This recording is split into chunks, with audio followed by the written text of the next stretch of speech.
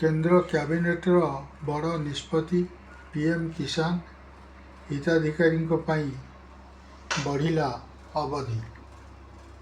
କେନ୍ଦ୍ର କ୍ୟାବିନେଟ୍ର ବଡ଼ ନିଷ୍ପତ୍ତି, ଆଉ 5 ବର୍ଷ ବଢ଼ିଲା ପିଏମ୍ କିଷାନ ଯୋଜନା। 2030-31 ଯାଏ ପିଏମ୍ କିଷାନ ଯୋଜନା ବଢ଼ିଲା। ଏନେଇ କେନ୍ଦ୍ର କ୍ୟାବିନେଟ୍ରେ ନିଷ୍ପତ୍ତି ନିଆଯାଇଥିବା ସୂଚନା ମିଳିଛି।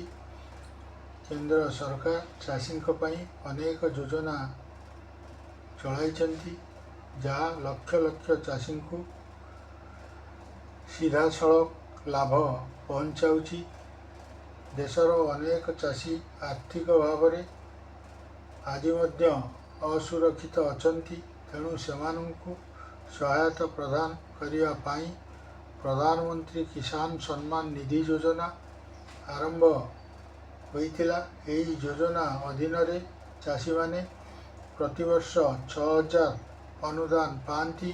ଏହା 3ଟି କିସ୍ତିରେ ସିଧାସଳଖ ସେମାନଙ୍କ ବ୍ୟାଙ୍କ ଆକାଉଣ୍ଟକୁ ପଠାଯାଏ।